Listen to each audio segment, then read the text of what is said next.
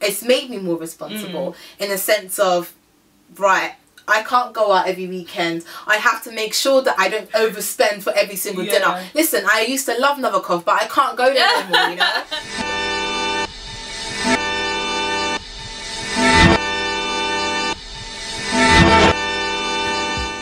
Hi guys, welcome back to my channel, welcome back to Up On It. I am Charlene, and today I have another special guest for my professional interview series. So I'm going to be talking to a designer who has created her own label and with her own clothes and is doing really, really well. So I'm going to let her introduce herself and tell you about what she does on a day-to-day basis. Hi guys, my name is Tina May.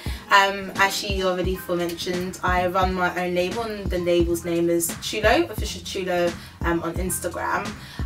And yeah, so that's what I do right now. So let's go back, let's take it back through school. So when you were in A-level and university, what did you study? How did that kind of lead to this? At A-level, I did theatre studies, business and German. And then going from there, I went to university and I actually studied European studies with economics and German. So two completely different things.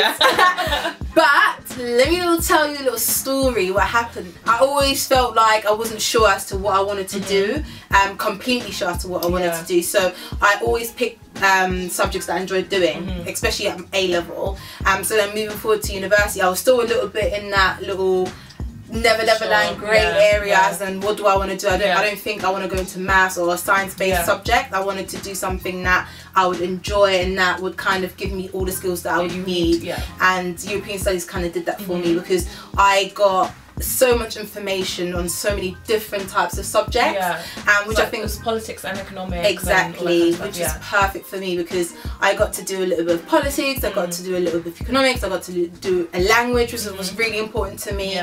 So what main skill do you feel like you picked out that has now helped you from your education, like academic education, that has helped you today in what you do? I think I've become a really good researcher, especially with what I do at the moment. I'm an entrepreneur, so a lot of my work is based on research, a lot of my work is based on data, not data per se, but previous information. So like analysing. Exactly, analysing, finding out what trends are, and you do a lot of that in economics as well as in politics as well. So in politics you do a lot of reading, you do a lot of analysing what people have said, and obviously using that in your own, making up your own assumptions of that. Sometimes when you're studying something like politics, you might have your own opinion, but your own opinion is not the only opinion that's out there. You need to kind of see all the other opinions and what's been said about certain things. So I think that's like one of the biggest skills that I've picked up, and I actually use on a day-to-day basis now. So being able to like hear what someone else is saying, and being able to understand it and then kind of give your own opinion as well. Do you feel like, particularly you study business as well, do you feel like that has helped you in any way as an entrepreneur, or do you feel like it wasn't that practical when you were at school? I mean, at business what we learn is the basics, isn't it? We learn all the basic level stuff. Now actually living in it and seeing, okay, this is business, like how do I do this, how do I get a client sheet, how do I prepare myself for this, how do I actually go into meetings. These are certain things that you're not taught. These are things that you learn ad hoc, so you learn on the job sort of thing. So for me it was great to learn, because some of the terms that I learned at school, I recognise them now, which is great, because I'm not starting complete from scratch, although you do still start from scratch because you're an entrepreneur and it's a new thing for you. But do you feel like more can be done, like in schools, and like particularly those who are doing business and interested in entrepreneurship, that more can be done to prepare them for the actual practical stuff of like running and owning your own business? Because I studied business at school. I don't feel like if I was to run a business, I'd have to start again. All over everything. When it comes to school, you're very young, so I think the business acumen in itself cannot be taught. That's the point. I think you have to have, that's something that you need to have within you. So if you have an idea or something and you're like, do you know what, I have an idea, because there is businessmen and then there's people who come up with great ideas. Not every person that has a great idea means that you need to go into business. Definitely. Because there's a lot of people that make a lot of money from having great ideas and selling those on. from. Exactly. You know, so I wouldn't want to put that pressure on like the schooling system in terms of like everyone, when you study business you need to study like this. I think the basic knowledge that you are taught in business kind of stimulates you to go back home and be like, do you know what, I want to be a business, exactly, I want to know more about this, how do you go about this? But I think it's just up to the individual realistically. So I think so basically it's up to you if you are interested in business, take what you've learned, basic stuff, but you will have to go out there and get more and knowledge yourself. That's with anything in life. So definitely be proactive. You know, everything is not going to fall on yourself. Especially if you have ideas you want to did, I know that would be so much easier. But so just be proactive in like gaining your knowledge and putting your practical skills to use. I think that's really important. Basically, you've talked about doing different types of subjects at A level and then going to do European studies, economics and German at university. How on earth did you end up designing clothes? I mean, so during university, it actually goes way back to when I was like in school even. I always I was very inquisitive, I was a very nosy person. So I used to always, like, my mum used to buy me clothes that I absolutely hated. Like, I used to hate some of the clothes that my mum used to buy for me, and I'm like, I wish I could make my own clothes and stuff. At the time my stepdad actually had a machine, so he used to sew, and he used to sew African wear, African attire for both male and female. So I used to be really intrigued by how he does it and stuff. So I used to sometimes actually sit down and just watch him sew. And that kind of stimulated me to, like, one day, do you know what, I'm going to this party, I want to wear my own dress. Found some scrap fabric that probably was like one of his clients, used it, cut myself out a dress. I thought, how am I going to cut this? Oh yeah, let me put my dress on top and just trace it on an already existing dress that I had. And then through that I kind of thought, do you know what, this is not as hard, but don't be fooled, it is hard. It's the hardest thing that you can do if you don't have the passion or the drive for it, if that makes sense, because it's very so tedious, detail oriented, and you need to be patient as well. But yeah, so that was like from a younger age. So I kind of left it as that. I thought, oh no, that's not for me, I'm just gonna be like a actor or something or whatever, since I was just dabbling loads of different things. So then it wasn't until I was in my last year of university, I was actually getting ready to go on holiday, and I thought, do you know what, let me try my hand at making my own swimwear, because all the swimwear, it didn't really fit my body, it didn't really suit me. I just thought, do you know what, let me try my own thing, and I did, and I was like, whoa, this doesn't look too bad. So I put on my Snapchat, as you do, and I got such a good response, and I thought, do you know what, I'm going to keep on doing it. So I kept on at it, I kept doing it, and then at some point I got to the point where I started doing dresses, and then from somewhere I started doing resort wear, and my fabric use got a little bit more sophisticated, and I just really felt this joy, and I got so excited to get onto my sewing machine. So then one day I just decided I'm going to make 3 different pieces, and those pieces, I put them on social media, thank you social media, and they kind of took off from there, and then everything else just kind of came together. I then started researching a little bit more into like how to run a fashion label, what you need for a fashion label, and I just decided to take that plunge and do it myself. Do it yourself, definitely. Okay, so now that you've started and you're creating this brand, you're creating these clothes, looking back now, what would you say to yourself then? Like, what tips would you have given to yourself now that you know? Okay, so number 1 would be, don't care about what people say or what they think.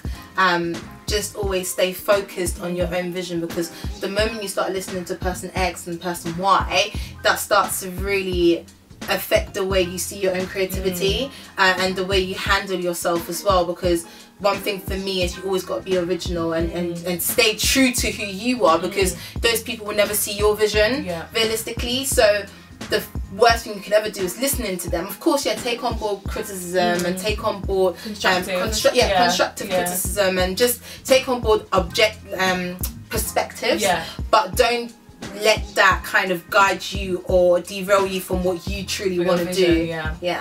Okay, that's a good point. Don't believe in just coasting by like mediocrity as well, because I think sometimes when you're an entrepreneur, what happens is people say, oh, this person's did it this way, so you got to do it this way in order for it to be successful. And to me, I don't believe in that. That's one thing that's like the main failure sort of mentality. Okay, yes, this person did it and it worked for them, but they're not me. I might need to you know, start off where they ended, you know.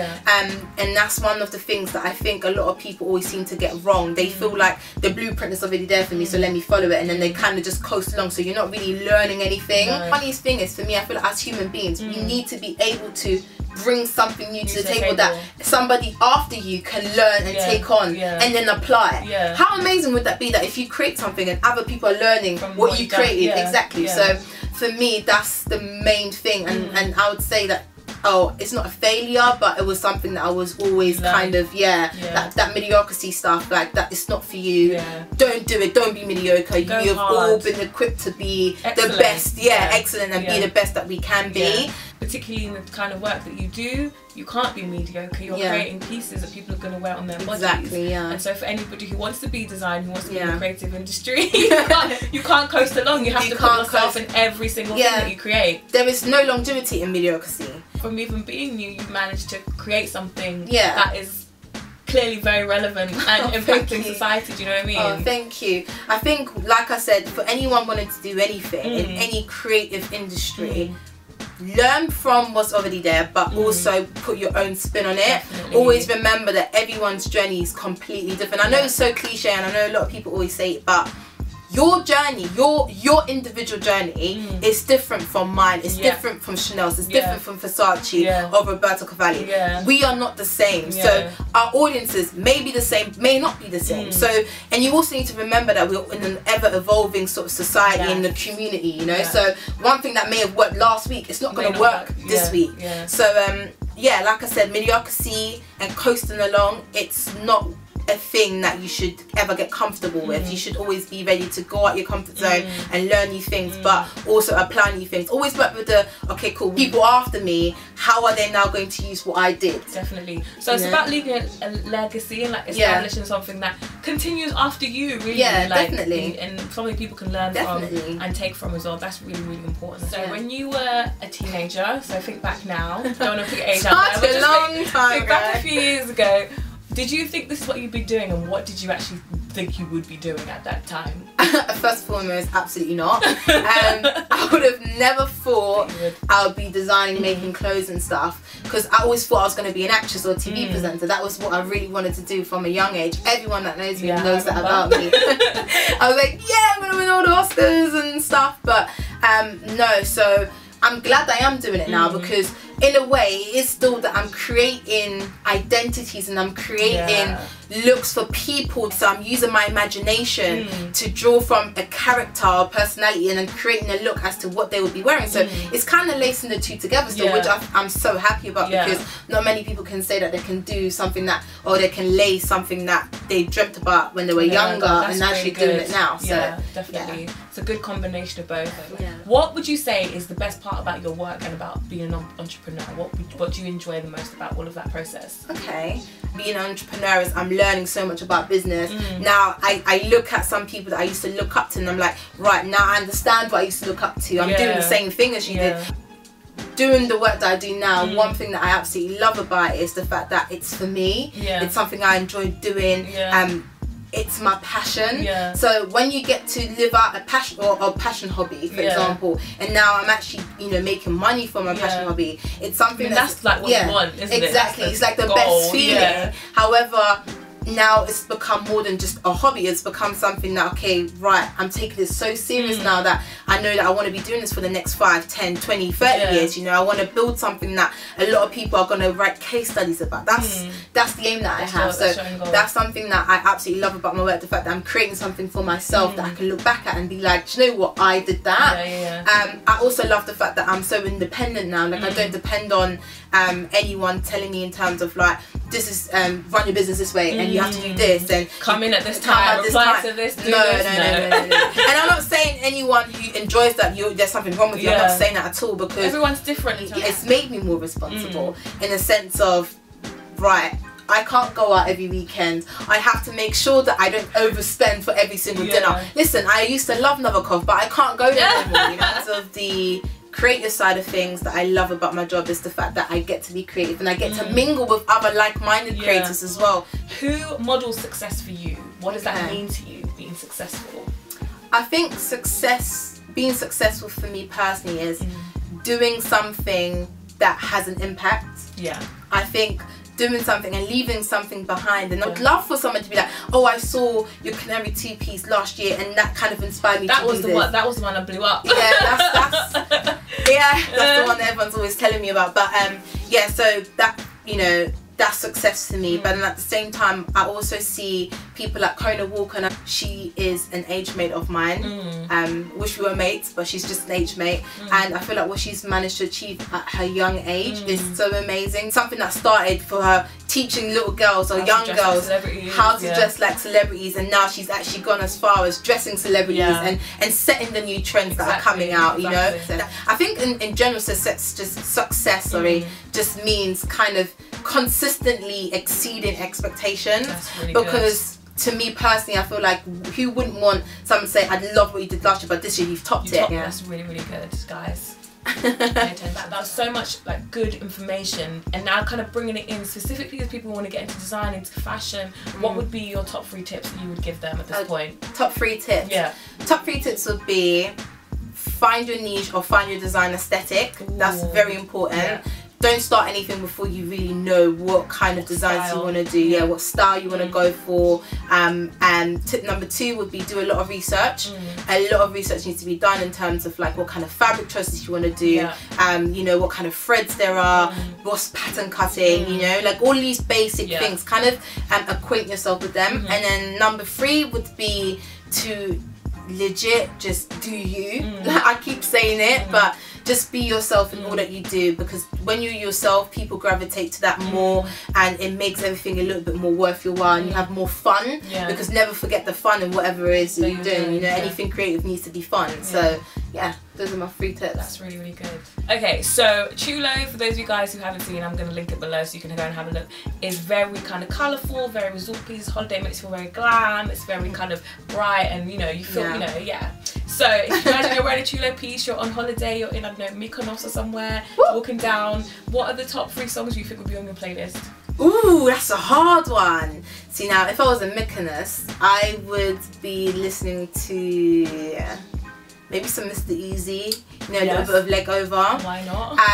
That song just does something to me, I don't know. Yeah, so Mr. Easy, Leg Over. Maybe some Camila Cabello, what her name is. The girl from Fifth Harmony, the one that left. Oh, girl. The Beyonce. The Beyonce. Havana, that's my jam right now. I actually got something coming out like to that song, so you know, watch out for that. But song would be, it has to go to Bainy Boy. I love that boy. Young Bane Rihanna. I absolutely love that song. UK artist. Check him out, guys. Look at the free plug. So guys, that was Tina from Chulo. Thank you so much for speaking to the people today. There was so much wealth there, so much wealth of knowledge there, so much wisdom. So thank you so much. And I hope you guys got so much out of it. I hope you got loads of tips out of it. As always, feel free to DM me, slide in my DMs if you have any questions. At Staying Up On It for everything, Twitter, Facebook, Instagram, and then Up On It on YouTube. And I will see you guys next week. I've got so much more professional interviews for you. So if you have any questions, again, email me and let me know. See you guys next week. Bye.